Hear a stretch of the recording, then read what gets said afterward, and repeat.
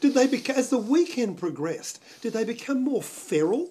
This audience, I mean, remember they're living in unsanitary conditions. I mean, they're jammed together in numbers they hadn't imagined. Not really. They just put up with it, you know, because everywhere you look, especially after the rain, everybody looked like a drowned rat, and there wasn't anybody that was able to get out of it. So therefore, you were all in the same circumstance. What are you going to do? There's no sense in walking away from it, because if you've got a prime position, you're going to stake it out, and you're not going to leave anyway. So. One of the most memorable announcements, one of the few that's actually not by you, as I recall, is that the New York State Thruway is closed, to which there's an enormous cheer. Right. But I imagine in that being closed, it meant that not only could more sort of customers not arrive, but performers also could not arrive. So they then had to be flown in. No emergency services or the National Guard when they decided that they would help and things like that. No, it became really rough for us in certain instances, and yet, well, it's very, very peculiar, because when you think back and you start to pull it apart because of the emphasis on the 40th anniversary, you start to think about things that you never really bothered to or had the time to think about before, like when you and I were talking before. And it's peculiar that everything just kind of worked the way it should have, and we had very little control over it. Did it work, Chip, because of, well, it may be a cliche, that it was 3 days of peace, love and music, that there was a desire, a willingness on the part of everyone involved to make it work? Yeah, well, it was nice because you never saw anybody beating on anybody. One guy raised his fist at one time and I just went off into a tirade. You're not going to do that. Being parental, isn't it? Yes, at that particular time, yes. And the announcements you made, of course, we hear them throughout the movie, and they have become truly iconic. They're part of the iconography of the period and the time. What a great word. It is a great word, isn't it? I'm so impressed. I think I actually particularly like, Chip, the way you managed to put those wonderful spaces between your words, so that when you announced an act, it really sounded imposing. Could you do it for me? Ladies and gentlemen, your attention, please. Your kind attention, please. We now present Country Joe and the Fish. You were like an English squire, which is very.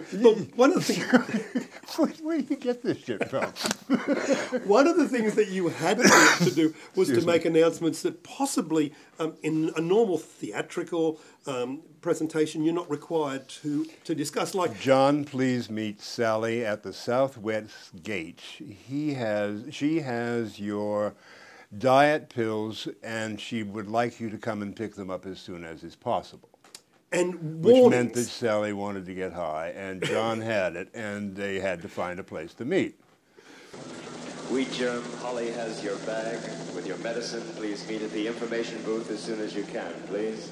Helen Savage, please call your father at the Motel Glory in Woodridge. Helen Savage, please call your father at the Motel Glory in Woodridge. The warning that I've received, you may take it with however many grains of salt you wish, that the brown acid that is circulating around us is not specifically too good. It's suggested that you do stay away from that. Of course, it's your own trip, so be my guest. But please be advised that there is a warning on that one, okay? You gotta come this way. I was thinking as much about was it the brown acid and the blue acid? It sounded like a line from like Yellow Submarine or something, but you said it. I mean, what was the acid warning all about?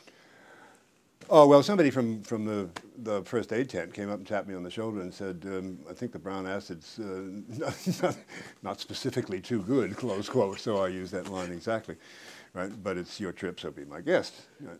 And it was a very difficult announcement because when you consider the possibility of panic, depending on how many people had taken it, you've just created a big bummer, right?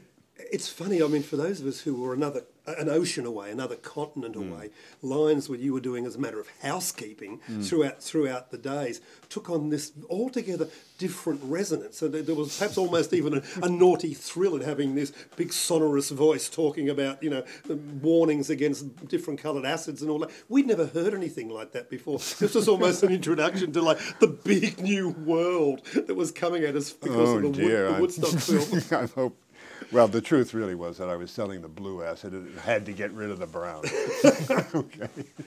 Well, I mean, the film, of course, remains the biggest grossing rock film ever made. There's been many thousands of rock films, but that still holds the title. It really did define a time and a look and a people and an attitude and everything else. Woodstock, whether it was ever intended to be that way, became a hugely powerful visual document.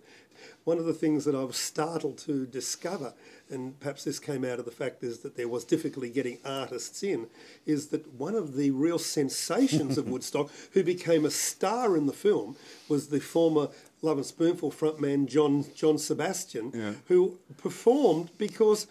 Well, I told him to. Yeah, you tell me why you performed. Hi, John. How you doing? Great. Go find a guitar. I'm just a guest. Go find a guitar. You're on. So with his tie-dyed T-shirt, he walks out with the guitar, and right. he becomes absolutely emblematic of the festival. And it was the same way, in the strangest of coincidences, I suppose. It's the same thing that happened to me in reference to my duty as MC. So there isn't any fear. There's no preparation. It's just do it. It's just do it. You don't have time to back it up with, trying to be smart or trying to rehearse it or trying to be clever or, it's just get the essence out there as quickly as possible because that's what we need. Thank you very much. Well, we're about to watch the film now. It stands up remarkably well. There is to come in the future a new director's cut. But this is the sturdy 3-hour plus epic as we saw it with the split screen and all those things that were completely new to us at the time. I think it really stands up quite well. I only saw it once, because it's like kind of reading your own press. It's fairly dangerous, although I do it quietly. Yes. Don't let anybody know about it. But I'm just curious to know, just in conclusion, one thing, of course, you were involved in the first great rock festival, Monterey. You would be involved in the one that probably drew it to an end. Altamont, yeah. And you were involved in so many of them.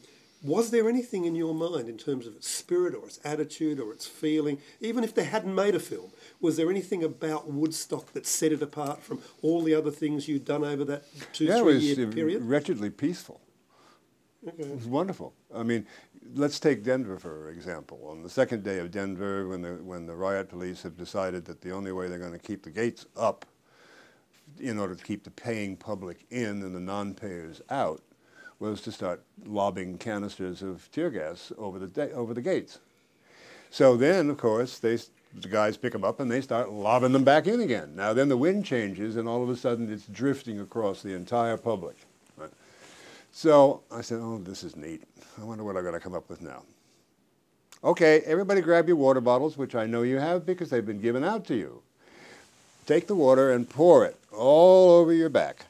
And make sure your shirt is really wet. If you don't have a shirt on, put one on right away. Borrow one, borrow a sweater, borrow anything at all, right? Wet it down. Grab your shirt and pull it over your head and put your nose in the dirt. You can turn your head a little bit to talk to someone if you need to. Right? But put your nose in the dirt and you'll find that probably within about 4 or 5 minutes you'll be able to breathe easier again. But this will be a mask for you that will probably get you through. And in that was born all the skills you were able to display so admirably at Woodstock in terms of taking care of your flock. It was almost pastoral, wasn't it, Father? Horrible bastards. Chip Monck, thank you so very much for your time. It's my delight, and the nice part about it is I actually get to see the film again. I was about to say, having only seen it once, please sit here. I will. And we'll I promise. Watch it again. I promise. You get to see it again. Okay, I'll do that. Thanks, mate. Nice to see you.